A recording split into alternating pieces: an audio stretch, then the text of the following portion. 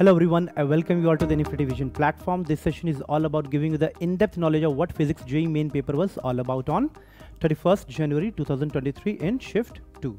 In comparison to your Shift 1 paper, the level of difficulty, again, it was in ranges from easy to moderate. So as you can see, 28% of the questions were easier and they are direct from the NCERT and they are which involves less or minimal effort to solve.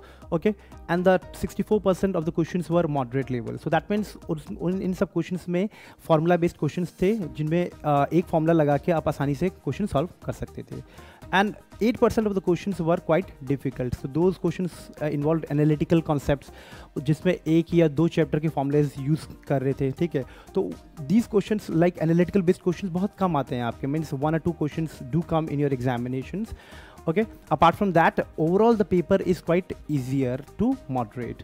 Okay, so moving to the next analysis of how many questions came from 11th standard and how many from 12th standards. As you can see, 48% of the questions that came in examinations were from 11th standard and 52% questions were from 12th standard. So that means there is no marginal, there is only a marginal difference between them. So that means you have to cover all the topics of 11th as well as 12th accordingly. Okay, you cannot neglect any particular topic of 11th and 12th because in both of them has got equal, almost equal weightage. The marginal difference may range from 0 to 6 or 7% max to max. Okay, so आपको सब दोनों पे ही focus करना है. 11th के जितने भी topics हैं, हॉट टॉपिक्स हैं, एंड 11th 12th के जितने भी हॉट टॉपिक्स हैं, सब पे आपको फोकस करना है. Okay, moving to the questions part. In 11th standard, these are the questions. The 11th standards, the questions that came from the chapters like units and measurement. उसमें से एक क्वेश्चन आया था. अगेन डायमेंशन एनालिसिस पे ही question आता है, dimension find out करने के लिए क्वेश्चन आता है. And again motion in a plane पे दो क्वेश्चंस आए हैं, circular motion and projectile motion पे क्वेश्चन आता है. अगेन इस पे एक मोशन इन अ प्लेन पे आपका वेक्टर्स पे भी क्वेश्चन आ जाता है कई बार, तो वो भी आप रिमेंबर करके रखेंगे कंटेंट पे. And in laws of motion kinetic friction पे एक क्वेश्चन आया है. एंड लॉज ऑफ मोशन पे माइंड यू क्वेश्चंस आ रहे हैं इस साल, तो बहुत ज़्यादा ही आए हैं. ठीक है, लाइक स्ट्रिंग्स पे क्वेश्चंस आए हैं. Strings of beat your elevator, beat your any particular body, तो उस पर स्ट्रिंग में कितना टेंशन होगा उस पर क्वेश्चंस आता ही आता है. ठीक है, इस पर्टिकुलर उसमें आपका सिर्फ काइनेटिक फ्रिक्शंस पे एक क्वेश्चन आया था. वर्क एनर्जी पावर पे एक कोलिजन का क्वेश्चन आया है. ठीक है, again system of particles and rotation पे एक moment of inertia for disc पे क्वेश्चन आता है. अगेन मोमेंट ऑफ इनर्शिया ही फाइंड आउट करने के लिए मोस्टली आता है, इस पे क्वेश्चन आता ही आता है. ग्रेविटेशन पे variation of g with height, भाई ये आपका हॉट टॉपिक है. ठीक है, variation of g with height, क्योंकि इस पे क्वेश्चन ग्रेविटेशन में हम मोस्ट ऑफ द टाइम आपके वेरिएशन ऑफ जी पे ही क्वेश्चन आया है. आपके प्रीवियस सेशंस में भी और अभी जो कमिंग सेशंस आएंगे उसमें भी आप इस पे एक्सेप्ट कर सकते हैं कि क्वेश्चन इस पे आएगा ही आएगा. ठीक है, ग्रेविटेशन पे. एंड अगेन एक और टॉपिक है जो ऑलरेडी मैं आपको बताता आ रहा हूँ कि उस पर आपका Kepler's law of planetary motions पे भी क्वेश्चंस आ जाते हैं, लाइक सैटेलाइट सिस्टम्स वगैरह पे भी क्वेश्चंस आ जाते हैं. ठीक है, थर्मोडायनेमिक्स में ऑब्वियसली दो क्वेश्चंस आए हैं, adiabatic process and isobaric process पे ही आता है. मोस्टली प्रोसेस पे ही क्वेश्चंस आते हैं थर्मोडायनेमिक्स में, तो वो भी आपको याद रखना है. अगेन ऑसिलेशंस पे सिंपल पेंडुलम का मैक्सिमम स्पीड निकालने के लिए आया था. एंड एक सुपरपोजिशन ऑफ वेव्स पे एक क्वेश्चन आया था. सो दो क्वेश्चंस आपके इस पे ऑसिलेशंस पे आए थे. एंड वेव्स पे speed of sound in solids निकालने के आया था. ठीक है, अगेन इस क्वेश्चंस में आपका मैकेनिकल प्रॉपर्टी ऑफ सॉलिड से भी रिलेशन था. ठीक है, तो एक क्वेश्चन इस पे भी आया हुआ है. ठीक है, तो दैट मीन्स कुछ क्वेश्चंस ऐसे आ सकते हैं जिन पे मल्टीपल कॉन्सेप्ट इन्वॉल्व है, मीन्स दो चैप्टर से रिलेटेड कॉन्सेप्ट इन्वॉल्व है. ठीक है, तो ये एक वो क्वेश्चन था जिसमें दोनों चैप्टर के कॉन्सेप्ट्स इन्वॉल्व थे. ओके, ओवरऑल देखा जाए तो 11th स्टैंडर्ड में आपका इस बार वेव्स एंड ऑसिलेशंस पे बहुत क्वेश्चन आ रहे हैं, 2 या 3 क्वेश्चंस आ जाते हैं. ठीक है, लॉज ऑफ मोशंस पे बहुत क्वेश्चंस आ जाता है. ठीक है, एंड ग्रेविटेशंस पे वेरिएशन ऑफ जी पे ही questions most of the time आया है. Easy scoring area is your unit dimensions में जिसमें से एक क्वेश्चन तो आना ही आना है. ठीक है, और हो सकता है दो क्वेश्चंस भी किसी सेशंस में दो क्वेश्चंस भी आए हुए हैं. ओके, सो ओवरऑल बात करें तो मोशन इन अ प्लेन पे इसमें दो क्वेश्चंस आए हैं. ठीक है, oscillations is and waves and oscillation is your hot topic जिसमें दो क्वेश्चन आप एक्सपेक्ट कर सकते हैं. इधर वेव्स एंड ऑसिलेशंस में तो बहुत क्वेश्चंस आए हुए हैं.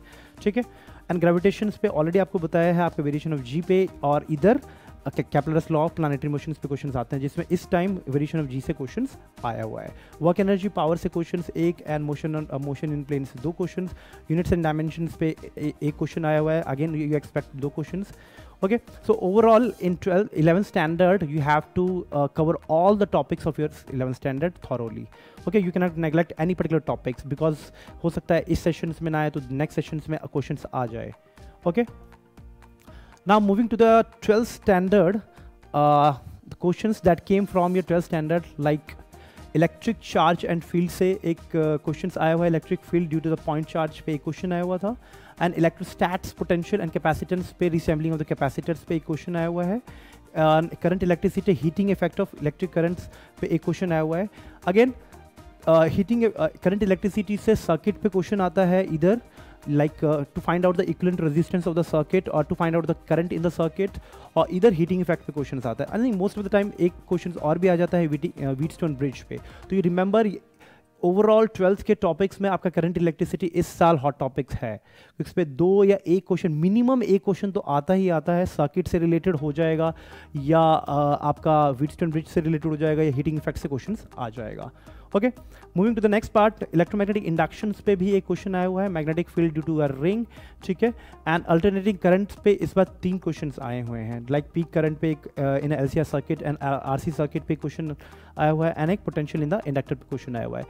Your AC plays a very much important role, alternative current पे आपके क्वेश्चंस देखा गया है थ्रू आउट आपका इस साल के पैटर्न पे देखा गया कि एसी पे क्वेश्चंस आपके आए ही आए हैं, ठीक है, इधर एक क्वेश्चन आया है या तो 2, इस बार तो 3 क्वेश्चंस आ गए हैं, ठीक है। Okay, moving to the next part, and then electromagnetic waves पे भी एक क्वेश्चन आया है। समटाइम दे डू नेगलेक्ट एक क्वेश्चन, एक सेशन में आया तो दूसरे सेशंस में नहीं आया, बट इलेक्ट्रोमैग्नेटिक वेव्स पे भी क्वेश्चन बहुत ईजी क्वेश्चन आता है। तो you must remember the relationship between magnetic field and electric field in order to solve such type of questions. Okay, इसमें यूज ऑफ इलेक्ट्रोमैग्नेटिक वेव्स पे क्वेश्चन एक आया था, ठीक है। रे ऑप्टिक्स पे अगेन एपरेंट डेप्थ पे क्वेश्चन आया है, ठीक है। Again dual nature of radiations पे फोटोइलेक्ट्रिक इफेक्ट पे क्वेश्चन आया हुआ है। अगेन आपको पहले भी बताया हुआ है कि डुअल नेचर पे फोटोइलेक्ट्रिक इफेक्ट पे क्वेश्चन हमेशा आ ही रहा है, ठीक है। डुअल नेचर पे मोस्टली क्वेश्चन आया है। In modern physics it is quite easier to score, and बहुत सारे क्वेश्चंस एक चैप्टर से आ ही रहे हैं। डुअल नेचर पे तो आता ही क्वेश्चंस है, ओके। एंड एटम्स पे एक क्वेश्चन आया हुआ है, radius of electronic orbit and energy level of H, like atoms पे 2 क्वेश्चंस आए हुए हैं इनफैक्ट, ठीक है। Radius of electron orbit, okay, and H transitions पे, हाइड्रोजन एटम पे इलेक्ट्रॉन की ट्रांजिशंस पे क्वेश्चंस आते हैं। मोस्टली इन दोनों टॉपिक्स पे ही क्वेश्चन आता है आपका एटम्स चैप्टर से। अगेन इन सेमीकंडक्टर्स में ट्रांजिस्टर्स पे एक क्वेश्चन आया हुआ है। तो सेमीकंडक्टर पे आपका लॉजिक गेट्स पे भी क्वेश्चंस आए हुए हैं पहले भी, तो उस पे भी उन टॉपिक्स पे भी आप थॉरली फोकस करेंगे। सो ओवरऑल 12th की बात करी जाए तो आपका heating current electricity as well as ये electric charge and potential electrostatics is quite easier to solve.